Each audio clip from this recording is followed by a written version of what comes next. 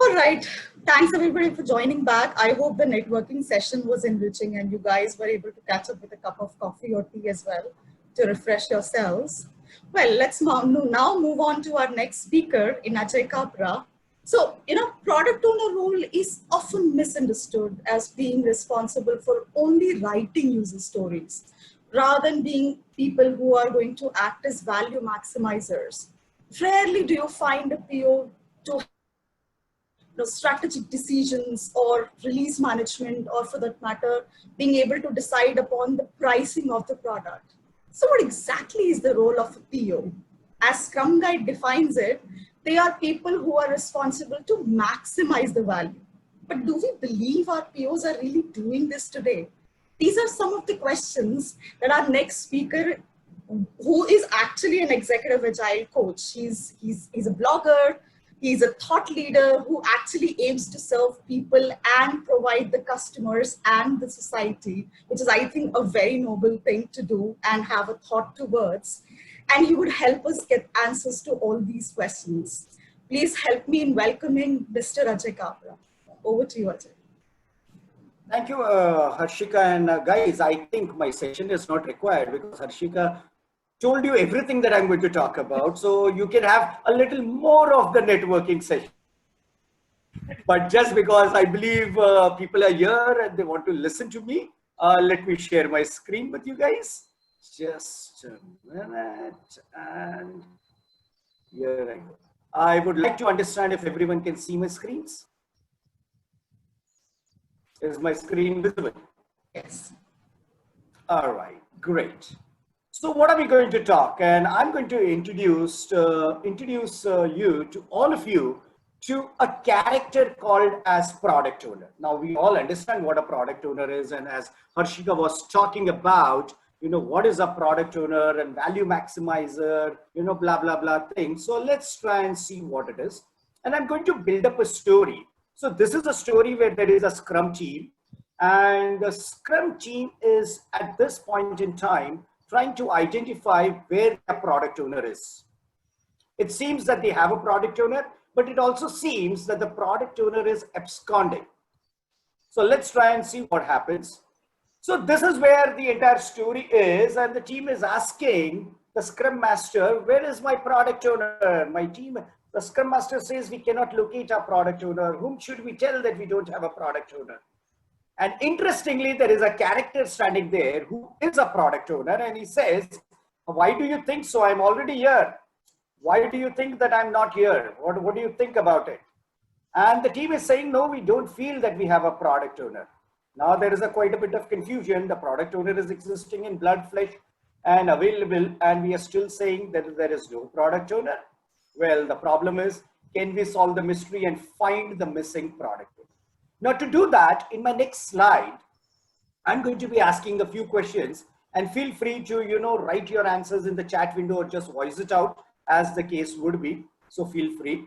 So going down and trying to understand, and, we are trying to solve a mystery that what is a product owner and what does a product owner do and what are the functions. So some of the questions that we have is, does a product owner write user stories first? Does a product owner write acceptance criteria? Do we have a concept of this proxy PO? I love this character called proxy PO. Hundreds of times I have seen it in across organizations.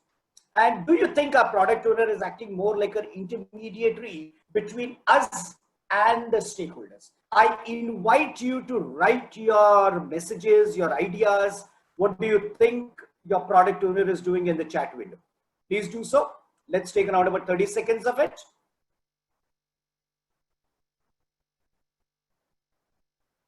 And unfortunately, I'm not able to see the chat window. So maybe someone can help me understand what the participants are talking about. Let's see, there is a chat window. No, I can't see the chat window in the full screen.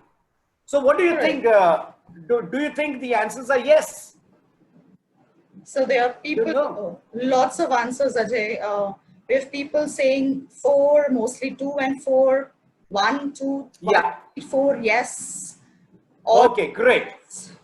All right, lovely. That is what I was expecting. And if that is what it is, so if all the answers to the questions given on left are yes, then actually you don't have a product owner. You have someone who is writing your requirements or writing the needs of a user. You actually don't have a product owner.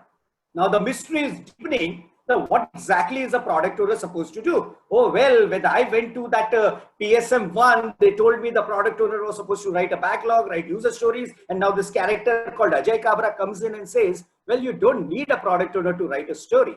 Let's go and build this hypothesis a little more and move forward. So that's where my next slide comes, again with the tons of questions. We are further trying to validate our hypothesis that we have or we do not have a product owner. So some of the questions is, does our product owner define the vision and refine it? Does the product owner validate the sprint goal at the end of the sprint? Do they validate each PBI with respect to definition of done? Yeah, we may have definition of done, but I'm sure a lot of us don't respect it. Does the PO define the release dates? Do the PO define the go-to-market strategy? Is the rate definition, pricing definition defined? Is the PO defining the value that generates out of an increment or a product? How do we know what value is to be generated? Does my PO help me understand that? So again, I'm looking forward for some answers on this. Now, what do you think? Do you think your product owner is doing these 7 ideas? Again, take around about 30 seconds and let's see what are the answers coming up. So Sumit and Biswajit say no. There is somebody, okay. Rohit is in capital letters, he's saying no. There are a few people who say yes. Okay. Govindraj says no. Yes to all 7. Yes. Yes to all 7 would be very interesting. I would love to meet that guy. He doesn't have to attend this session. Oh, we have a lot of people like that. Oh, that rule them out. Either they have just finished their PSPO1 training, so they are corrupted is all that I would say. The real answers, and this is what I believe, and I'm moving on. If the answers to the majority of the question on the left-hand side is no, then you really don't have a PO. You have a person who's filling in the job rather than actually doing the job. So now let's move forward. So this guy who is your product owner standing in front of you is saying, well, I'm here with you. I'm your product owner. You're dealing with me for the last few sprints. I'm just as alive as you. What is wrong with you? And the development team is saying, agreed, we are dealing with you, but you are not doing the job of a product owner. Now the product owner is asking, so what do you think I'm doing? And that is where the answer comes in. The team is saying, as per us, you are acting as a glorified clerk. You are a scribe. At times you're acting as a business analyst, or you are typically an order taker. You have no mind of your own. You are not behaving as a product owner. I'm sure most of you would agree that a product owner is typically in the industry today. So whatever the Scrum Guide may be saying, this is how a product owner is typically working. Order taker. The guy doesn't decide. Someone else decides for him. He or she is only a glorified postman for you. I'm sorry to say that, but that's how it is. So let's understand what the Scrum Guide says. So we'll recall the Scrum Guide. The Scrum Guide, as it says, and Harshika also mentioned it, that it's a value maximizer. They have responsibilities like clearly expressing the product backlog item, value of that work that the team does, under ensuring team understands the backlog item, blah, blah, blah. But if you typically notice that most of the points that I have written in the bullets are most of the activities that can be actually delegated to others. A product owner need not do these activities. But interestingly, the product owner remains accountable for all of them. Let's also understand that Scrum is a framework and it's not a complete rule book. Therefore, one should understand and appreciate that most of the activities that we have highlighted do not, as what we have highlighted here, yes, they are important, but for a product owner to be a value maximizer, the product owner needs to have different facets and different stands would be required. Only managing a product backlog and writing a PBI would not enable a product owner or a PO to be successful. So that is the bottom line of this entire game that I am trying to highlight. So let's introduce what a typical or an idealistic product owner should be. Remember, a product owner is one who keeps on changing the hat at different intervals during the entire product development cycle. So what are those hats? Let's introduce that. So a good product owner would typically look like a visionary, like a collaborator, a customer representative, a decision maker, and an influencer. As I said earlier, that a good product owner would have multiple stands. When there is a start of the product, they are typically visionary, experimenter, they try to influence. As the product moves forward, they take up the stands of a collaborator, a decision maker. So depending on different situations, a product owner would take different stands, and they could be playing at times the same multiple stands at multiple points in time during the entire development cycle. So actually, there is no one way that a good product owner would survive. A good product owner survives by taking different roles, different ideas, different thought processes, different stands within the entire game. And that's exactly what a good product owner is. What I'm going to do in the rest of the slides, I'm going to introduce what a visionary to an experiment to a decision maker would be doing.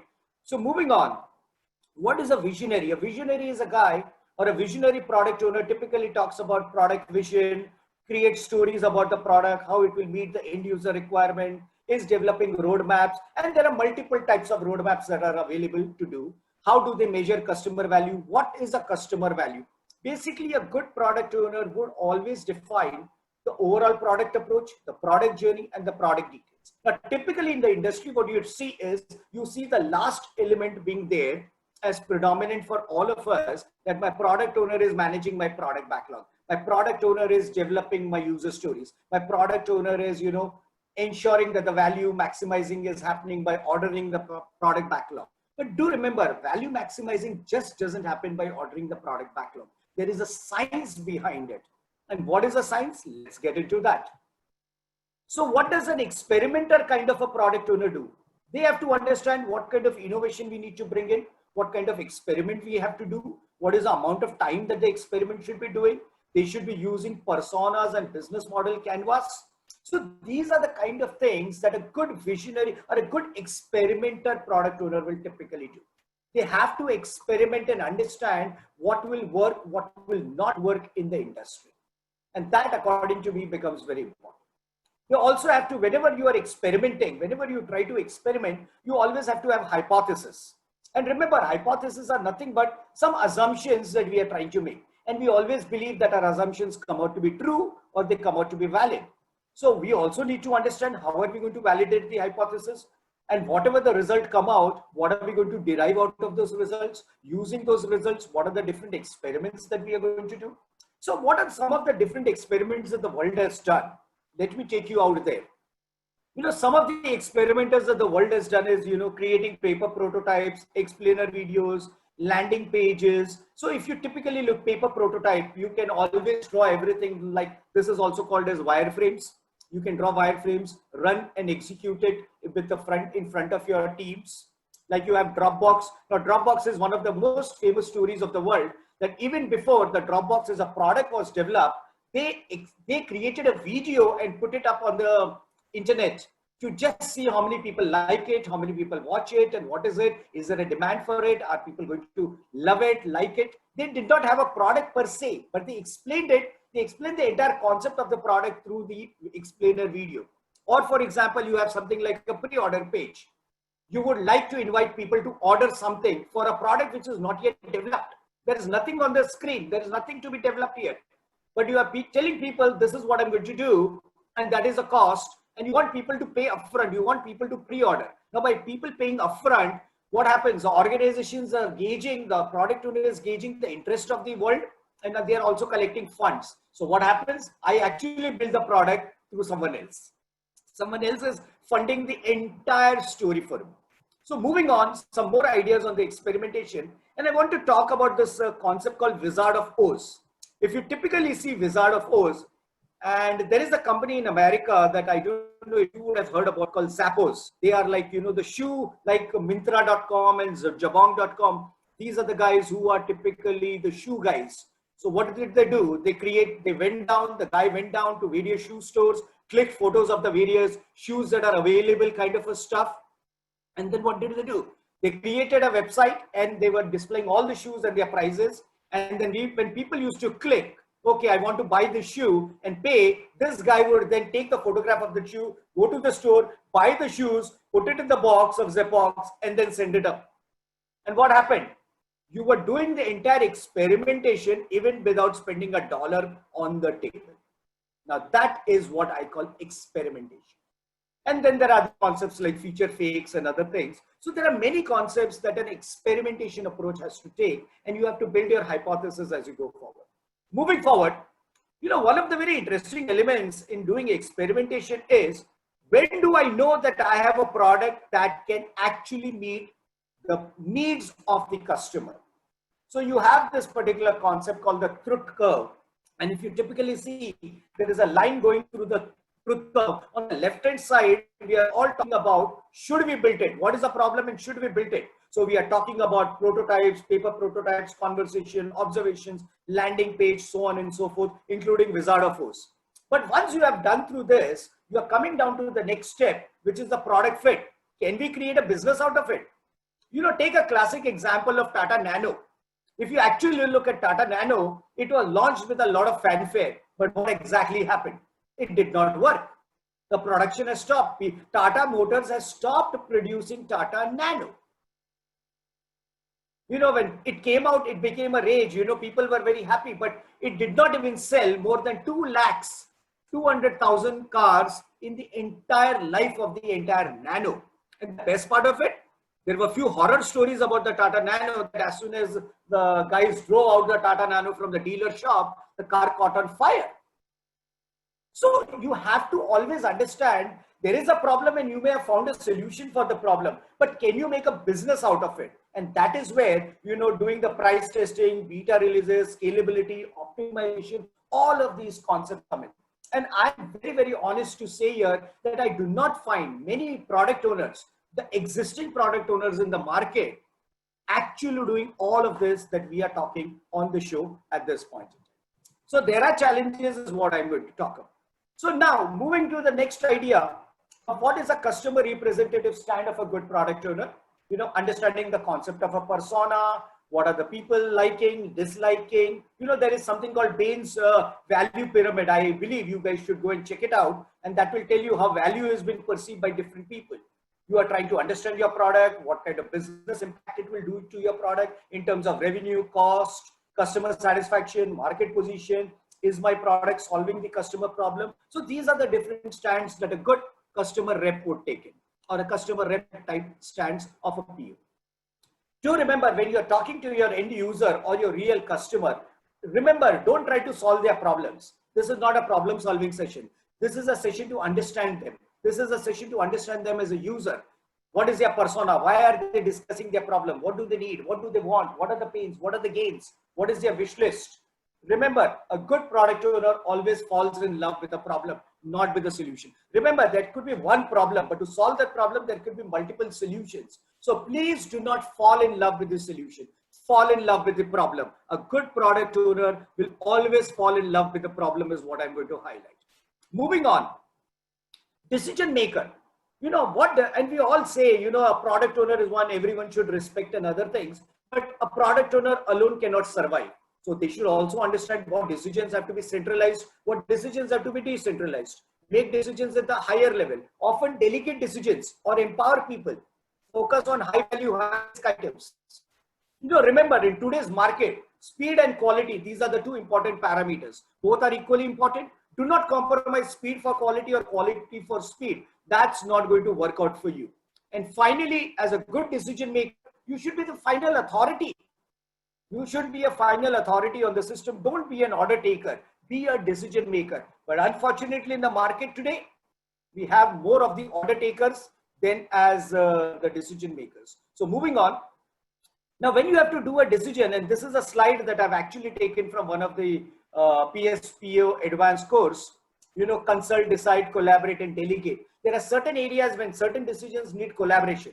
There are certain where you will just go and make a decision without even worrying about it. There are certain areas where you will delegate decisions, and there are certain areas where you will still consult people, but finally you will still decide. So there are different approaches to do. There is no right approach. There is no wrong approach. Moving on, again, there are multiple approaches to do decision making. You could do a pug metrics. You could have different approaches. Try and find out what will work for you.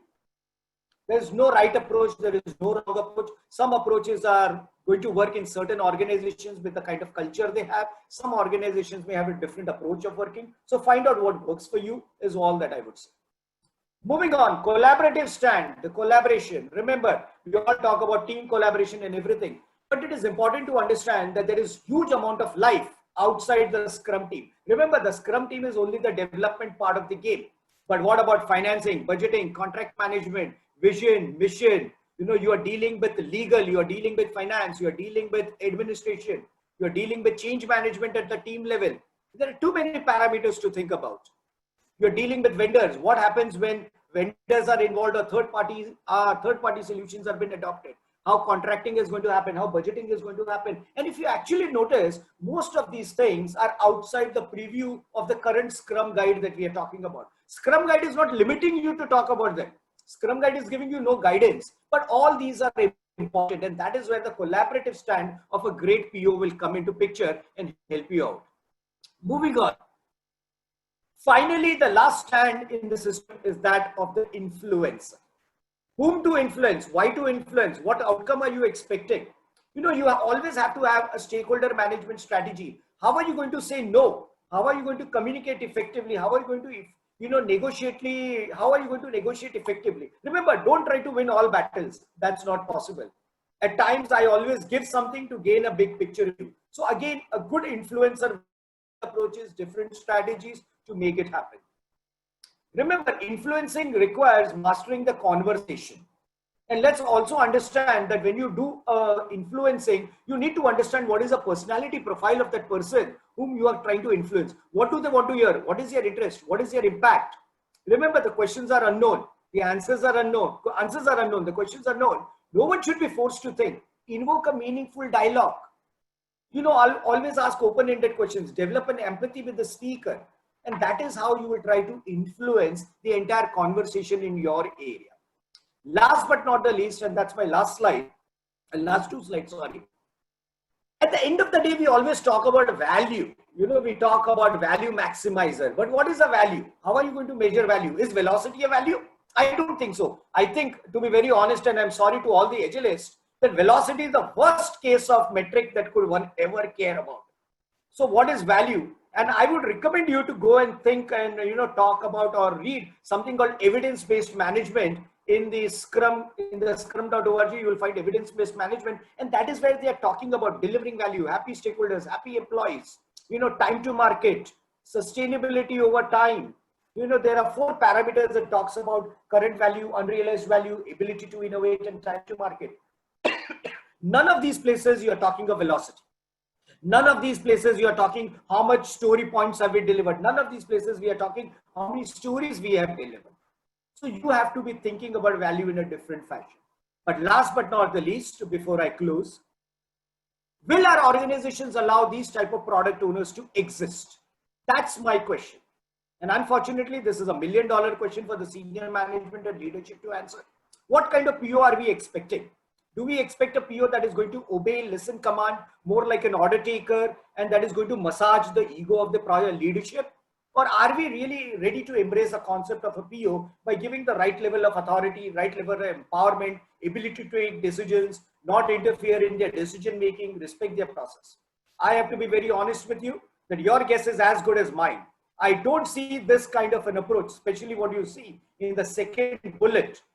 I don't see that kind of approach coming in for the next decade or so. I don't think so the management behavior is going to change. They all come from the old school of thought, but I hope that the current crop of today's young talent, when they become leaders, they will provide the real impetus to the role of the PO. But unfortunately, as we always say, history repeats itself. So the current crop, possibly when they become managers, when they become the management, when they have the decision-making power, I am sorry to say, I have always seen history repeat itself. You know, 20 years, 22 years, Scrum Guide has been alive with us. You know, 1999 or 1995, the Scrum Guide actually came, the first idea of the Scrum. 2 decades have passed, and 2 decades is decent time for the management mindset to change. Unfortunately, the mindset has not changed as yet. So that is where I would say, I'm worried that the history will repeat itself. So be happy having your product owner develop your user stories, right acceptance criteria, forget about a product owner being a collaborator, an influencer, a decision maker. You guys are not going to get that because the management is not going to allow it. And that is where I really want you guys to go ahead and highlight what the management is typically talking about. All right. I think I do have some questions, but there is also a limitation of time. Ajay, I think we could squeeze in at least a question from one of the participants.